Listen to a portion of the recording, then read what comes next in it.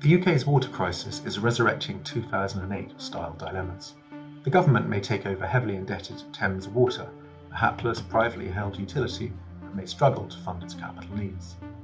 Like the bank bailouts in 2008, the government may have to choose between two bad options. Thames Water's problems began in the 1980s.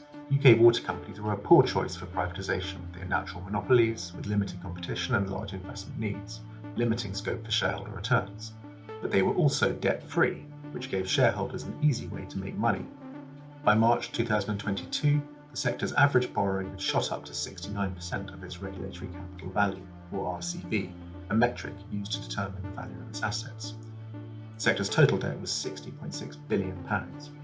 Under Macquarie's ownership, which lasted from 2006 to 2016, Thames's debt rose to more than 80% of RCV.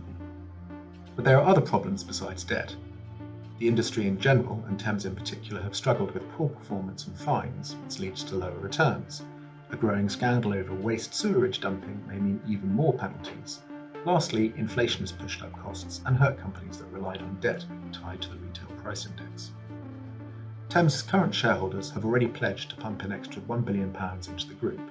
If that money does not come through or is not enough, there's a risk the company could struggle to fund its capital needs, which The Guardian says could be as much as £10 billion. Hence, the government is preparing an administration that would give it control of the group. The best solution for UK Prime Minister Rishi Sunak would be regulatory tweaks that don't require hard cash. Ofwat could allow Thames to hike prices or delay fines, making it easier for shareholders to put more money in.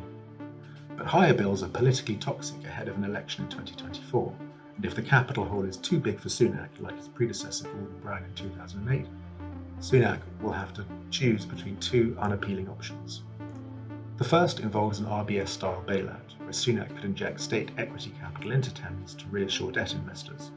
That would be a sop to creditors, who would gain despite having let Thames run up too much debt. The second option is to haircut creditors. The extra return investors demand to hold Thames's 2032 bonds jumped over half a percentage point in recent days, a sign of greater perceived default risk. Yet Sunak will be equally wary of doing so. Burning Thames debt might make investors less willing to fund other indebted utilities, driving up funding for the sector as a whole. Fears about this sort of contagion were precisely why, after 2008, regulators hesitated to haircut senior bank creditors. In 2023, the same logic may see the UK yet again bailing out a sector that doesn't deserve it.